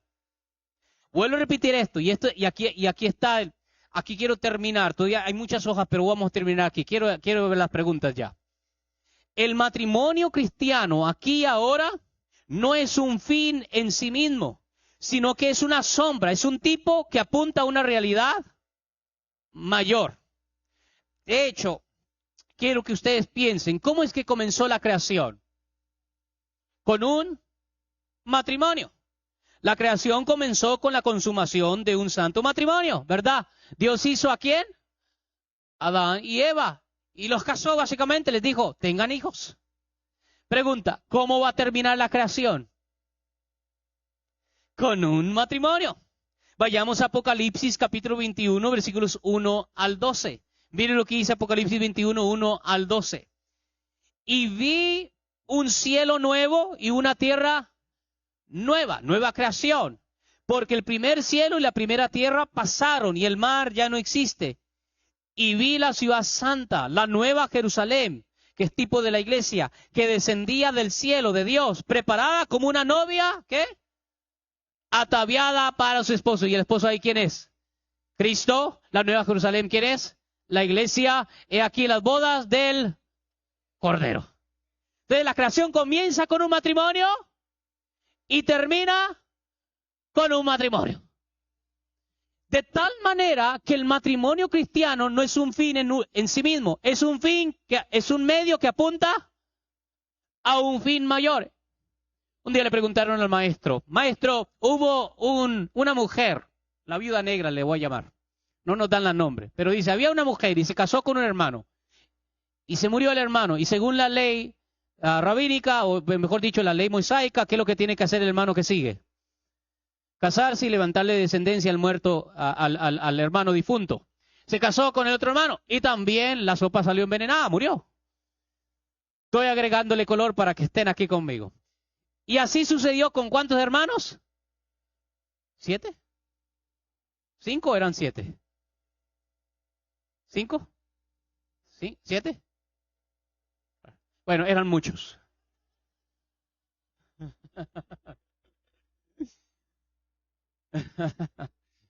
Eran muchos. Los saduceos, no fueron los saduceos que no creían en la resurrección. Los saduceos le preguntan, dinos maestro, en la resurrección, ¿de quién será? Y déjeme decirle una cosa, este pasaje, yo siempre tenía un problema con este pasaje. Como R.C. Sproul dice lo mismo, este es un tema que yo necesito hablar con el Señor cuando llegue al cielo. Porque yo no me imagino ni en esta vida, ni en la próxima vida, no casado con mi amada esposa. Y no lo digo solo para ganar puntitos, pero bueno, si hay puntitos más. No, en serio. Yo sencillamente no me imagino vivir el resto de la eternidad y no tenerla a ella como esposa. Veo como que eso no sería muy feliz, ¿verdad? Mi felicidad después de Cristo es ella y lo que Dios me ha dado a través de ella, ¿verdad? Y porque Jesús les responde a los saduceos, ignoráis las escrituras, ¿verdad? ¿Por qué? Porque en la resurrección seréis como los ángeles, es decir, que no se casan ni se dan en casamiento, ¿verdad? Yo, como una vez más, yo tenía un serio problema, ¿verdad? Por mucho tiempo estaba buscando la manera para cómo reinterpretar esto. No, esto significa algo más. Pero hace poco el Señor me dio paz. Cuando estemos con Cristo estaremos tan satisfechos que nada de lo que pensamos que es necesario en esta vida para ser feliz lo vamos a sentir en el cielo. Porque Cristo va a ser todos en todos. Porque por fin la amada iglesia estará con su amado Jesucristo. ¿Cuánto dice el Señor? Y ya no vamos a necesitar más de las sombras. Así como ahora que Cristo ha aparecido, necesitamos celebrar las fiestas levíticas. Necesitamos matar machos cabríos en un templo de Jerusalén. No, porque esas eran sombras que apuntaban a una realidad mayor, que es el Cristo encarnado.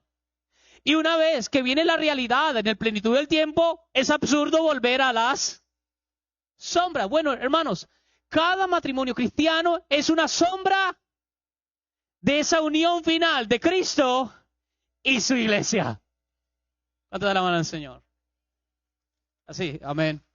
Gracias, a Dios sea la gloria. Ahora, aquí hay buenas y malas noticias. ¿Cuáles quieren primero? Ya parezco político. Las malas noticias. Bueno, una vez más, la mala noticia es que en el cielo ya no hay matrimonio, entonces disfrútenlo aquí.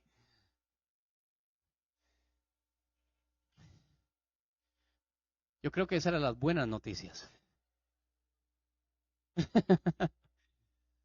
Las malas, no hay malas ni buenas. Lo que significa que entonces, como nuestro matrimonio es un tipo y es una sombra de la unión de Cristo y la iglesia, significa entonces que nuestras relaciones como marido y mujer tienen que reflejar la relación de Cristo y la iglesia. En otras palabras, cuando el mundo nos pregunta a nosotros, ¿cuánto ama a Cristo a su iglesia?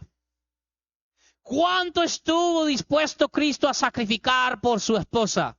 Nosotros como varones cristianos, ¿qué debemos de decir? Así como yo amo a mi esposa.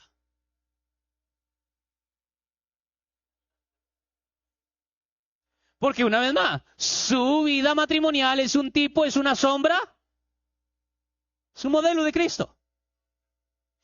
Y cuando las personas incrédulas pregunten, no solo para los hombres, hay que también darles a las mujeres, aquí hay para todos sus patadas. Y cuando el mundo pregunte, ¿qué tan sumisa es la iglesia a los mandatos de Cristo? ¿Qué tan obediente y fiel es la iglesia a Jesús? Las esposas cristianas deben decir ¿qué?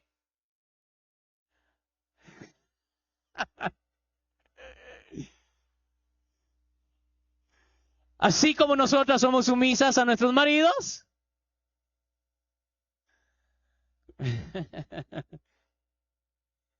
Es decir, esta idea de que el matrimonio es un misterio que apunta a una mayor realidad, que es la unión de Cristo y su iglesia, nos pone a nosotros un cierto código. Nos impone una cierta manera de tratarnos como marido y como esposa. No tenemos tiempos, queridos hermanos, entonces lo que vamos a hacer es que vamos a agarrar esto, vamos a hacer esto, vamos a terminar con esto. Sencillamente vamos a leer desde Efesios 5, no sé si lo pueden poner allí, Efesios 5, desde el versículo 21 hasta el versículo 33. ¿Podemos hacerlo? Tenía todavía 2 páginas más aquí, pero se van a ir más de 20 minutos y quiero realmente llegar a la sesión de preguntas y respuestas.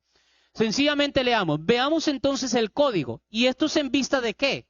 De que el matrimonio del hombre y su mujer, el matrimonio cristiano, un hombre y una mujer unidos en un pacto, apunta a una realidad mayor. ¿Y cuál es esa realidad mayor? La unión y la consumación al final de los tiempos de Cristo y de su iglesia. De tal manera que cualquier obligación que Cristo tiene a su iglesia, lo tiene ¿qué? El marido con la esposa. Y cualquier obligación que la iglesia tiene a Cristo, ¿la tiene quién? La esposa con el marido. Amén. Veamos esto. Ok, versículo 21 dice, sometiéndoos unos a otros en el temor. Este versículo es importante porque significa que cualquier sujeción que rendimos dentro del matrimonio tiene un límite. ¿Y cuál es ese límite? En el temor de Dios o de Cristo, perdón. ¿Qué significa eso? Y esto es importante y aquí a las queridas damas de nuestra iglesia las conforto. Sí, tú le debes obediencia a tu marido, pero solo obediencia en el Señor. Es decir, si Él te pide algo que el Señor te prohíbe, tú no estás en ninguna obligación de ceder. Es el mismo con el gobierno. Nosotros somos, como Romanos 13 dice, hay que someternos a las... Pero si el día de mañana las autoridades nos dicen que hay que comenzarle a rendir incienso a un falso Dios, ¿vamos a hacerlo? No, porque la sumisión a las autoridades del hombre son limitadas. Aquí entra la cuestión de autoridad absoluta y autoridad derivada. Solo Dios tiene autoridad absoluta. Solo Dios puede exigirle a un hombre como Abraham, dame a tu hijo. Cualquiera de ustedes le pide eso a su vecino, te ponemos en un manicomio. ¿Están entendiendo? Solo Dios tiene absoluta autoridad, de tal manera que lo que Él pide, se hace porque se hace. Pero cualquier otra autoridad, sea civil, sea marido, sea pastor, sea cualquier otra autoridad, es derribada, es en el Señor. ¿Bien? Y esto es para protegernos. Veamos ahora entonces el versículo 22. Veamos, ok, comienza primero con las mujeres. Amén. Y aunque ustedes no lo crean, el mayor no es la obligación de la mujer, el mayor es para el varón, y ahorita vamos a verlo, dice, a las mujeres esto les toca. Y una vez más, esto es en vista de ¿qué? De que nuestras uniones son tipos, apuntan a la unión de Cristo y su iglesia. Las mujeres estén sometidas a sus propios maridos como al Señor. Es decir, tú le debes obediencia a tu marido, no porque tu marido se lo merece, no porque tu marido es el más inteligente, es el más guapo, es el más adinerado, sino porque el Señor te lo pide. ¿Amén o no amén? Ay, no hubieron amén ahí, mami. Esos amenes son forzados.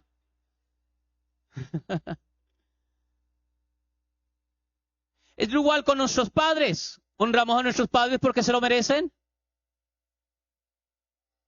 No, honramos a nuestros padres porque son nuestras autoridades. Por medio de ellos, Dios nos dio la vida. Y ahora, entre los padres y los esposos, déjame decirte algo.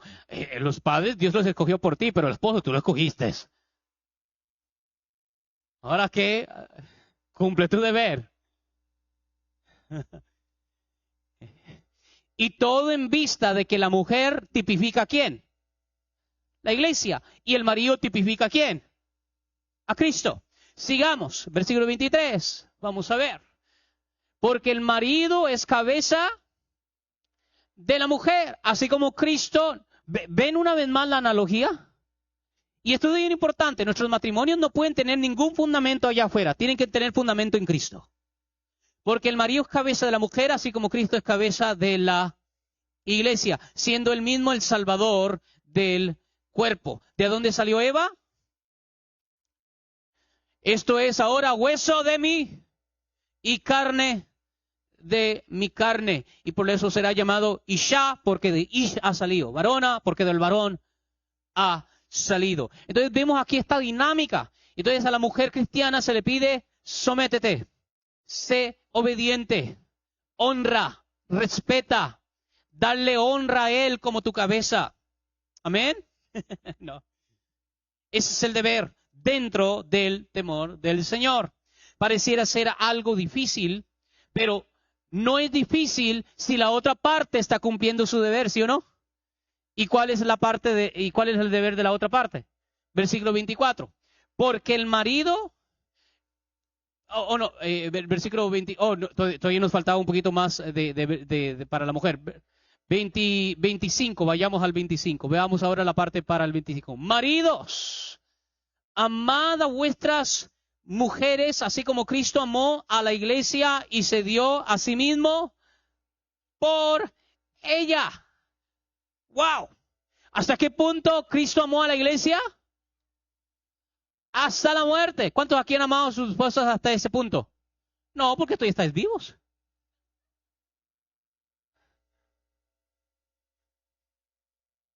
Sí, siendo, así como Cristo amó a la iglesia y dio mismo por ella. Sigamos, 26.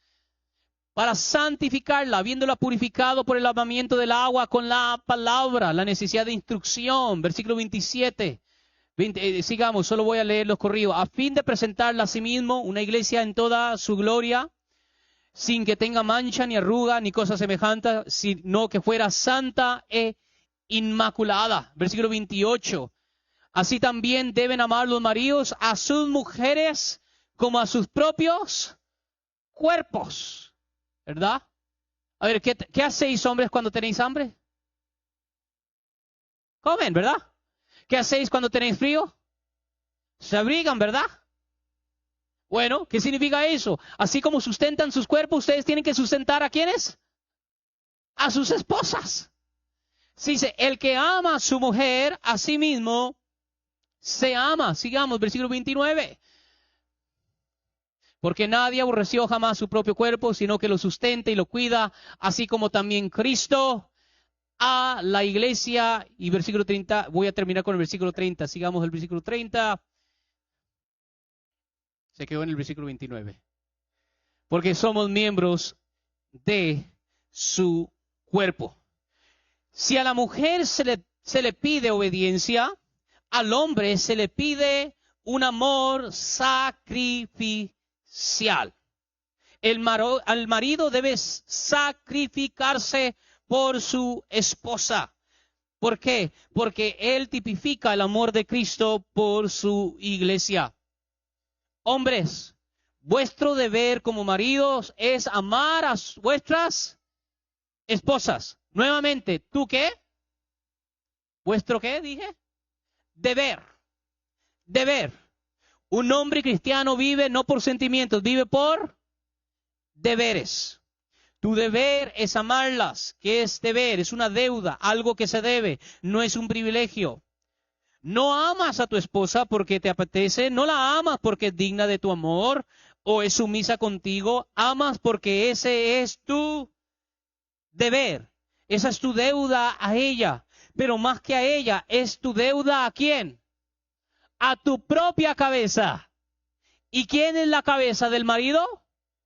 1 Corintios 11:3. Porque Dios es la cabeza de Cristo, Cristo es la cabeza del hombre y el hombre es la cabeza de la mujer. Así que tú tienes también una cabeza a la cual tú tienes que sujetarte, someterte. Y esta cabeza te pide a ti, así como yo amo a la iglesia, tú ama a tu esposa. El hombre de verdad cumple con su deber porque tiene un deber con su cabeza. Además, como vimos allí también, el hombre cristiano está llamado a instruir y santificar a su esposa por medio de la instrucción piadosa. Ahora bien, cuando el hombre se entrega la misma esposa, y estoy hablando de esposas cristianas, ¿qué es lo que va a pasar con la misma esposa? Ella misma responde a eso con sujeción. Amén. Ya desde ayer comenzaron a preguntarme algunos varones, y pastor, ¿cómo sujeto a mi esposa? Primero que todo, nótese que el sujetarse es un mandamiento que Dios le da ¿a quién? A la mujer. Dios no le dice al hombre, hombre, sométala, ¿verdad que no? No, eso es un mandamiento que Dios le da. Así que es un asunto entre Dios y ella. ¿Cuál es el mandamiento que Dios te da a ti, hombre? Aquí está el secreto. ¿Cómo logro traer a mi amada a mis pies como Cristo trajo a su amada a sus pies? ¿Cómo nos ganó Cristo a nosotros? ¿Con golpes? ¿Con insultos? ¿Con amenazas? ¿Cómo nos ganó? Con una cruz ensangrentada. Pronto la vamos a recelebrar. Con una tumba. Amén. Con látigos, con bofetadas. Y pregunta, ¿murió él por una esposa bella? ¿Ah? ¿Murió él por una esposa digna? No, ¿murió él por una esposa qué? ¿Muerta en qué? En delitos y pecados. Si hablamos de dignidad, ¿éramos dignos nosotros del amor de nuestro Señor? Aún ahora, después de ser redimidos y santificados por el Espíritu, seguimos siendo indignos. Sin embargo, el amor de Cristo vence todo eso. Así que, como dijo Juan Crisóstomo, la traerás a tus pies por medio del poder del amor. Ámala. Termino con una cita y yo se las di, es la larga cita y con esta termino. Juan Crisóstomo dice, has visto la medida de la obediencia, oye también la medida del amor. Es decir, ya escuchaste qué es lo que se le pide a la mujer, que es qué? Obediencia. Pero ahora escucha la medida de amor que se te pide a ti. A ver, ¿a dónde están los varones? ¿A dónde están los hombres? ¿A dónde están los machos? Yo escuché ahí que hay machismo. A ver, ¿a dónde están esos machos?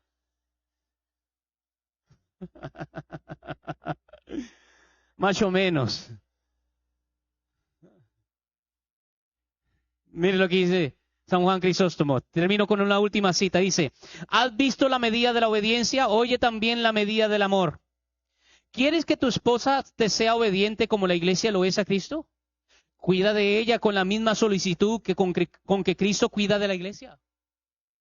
Y si te fuera necesario dar tu vida por ella y ser cortado en 1000 pedazos y soportar y sufrir cualquier sufrimiento, no lo rechaces.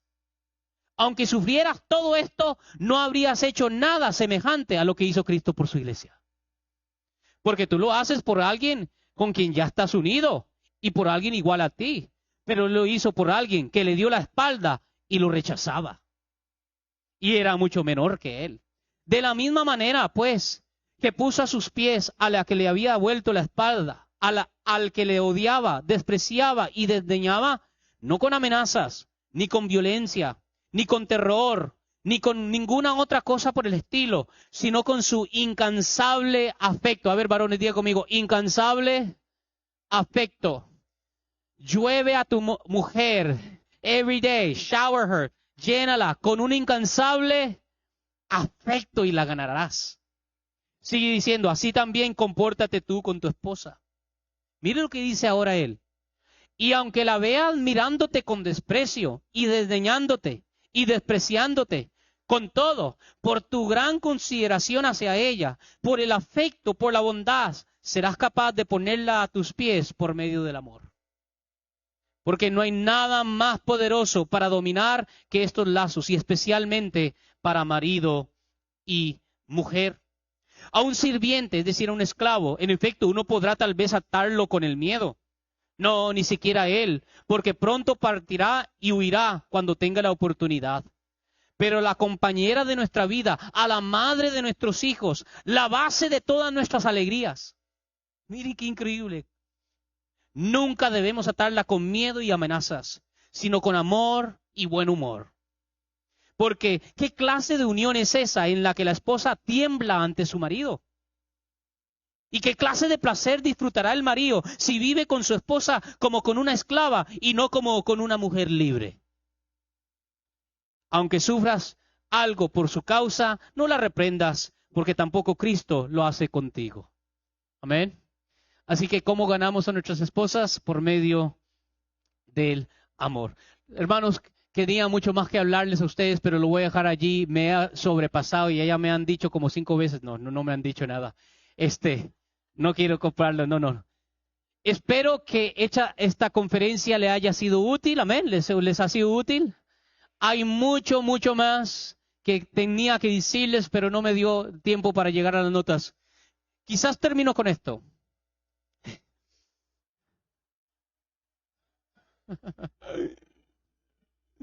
Corten el micrófono. Esta es la razón por la cual en 2 Corintios capítulo 6 se les prohíbe a los cristianos contraer matrimonio con incrédulos. Porque esto no va a funcionar con una persona que no está unida a Cristo. ¿Está conmigo? Ahora, la palabra de Dios sí nos dice que aquel que vino a Cristo, muchas personas van a venir a Cristo y ya están casados. Es decir, su pareja de repente no es cristiano. Ahí Pablo nos dice, no se separe porque por medio de la fe de la esposa, el marido incrédulo es santificado y también los hijos.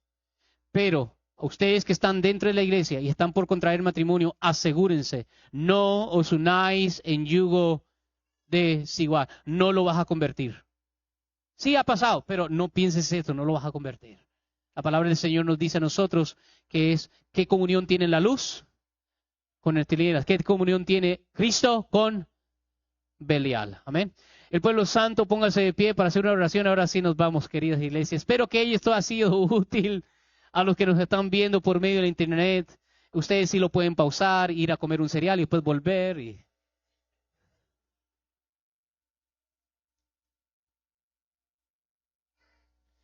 Oramos. Padre bueno y santo, justo y perfecto, todo lo que diseñas, todo lo que hiciste es bueno en la creación, como también en nosotros. Te damos gracias, oh Dios, por el gran misterio del matrimonio, por el cual has establecido todo el género humano, pero no solo el género humano, sino que también por medio de un santo matrimonio entre la iglesia y Cristo, estás redimiendo la creación. Estás, oh Señor, trayendo a cabo, oh Señor, esa santa simiente, la simiente de Abraham. Te damos gracias, oh Dios, por todos los matrimonios aquí contraídos. Te pido, oh Señor, como consiervo y como pastor, que bendigas estos matrimonios, que perduren hasta el final, que sean fieles y que pueda ser una fuente de gozo y de alegría incansable para sus partes. Que el marido y la esposa puedan encontrar en esa unión, oh Señor, la paz, la seguridad, oh Señor, la compañía, el compañerismo que necesitan para enfrentar todos los obstáculos que nos trae esta vida en la tierra. Pero sobre todas las cosas, fija nuestros ojos a esa consumación final. Ese día glorioso, Señor, cuando tu iglesia sea reunida ahora sí, ya no solo en espíritu, sino también en cuerpos, con cuerpos glorificados, con tu Hijo amado, Jesucristo, la cabeza de la iglesia. Bendecimos, oh Señor, una vez más a todo tu pueblo. Todo esto te lo pedimos en el nombre de Cristo Jesús. Y el pueblo de Dios dice que Dios les bendiga, querida iglesia, Dios les bendiga. A no sé a quién le doy ahora el tiempo, le doy el tiempo a nuestro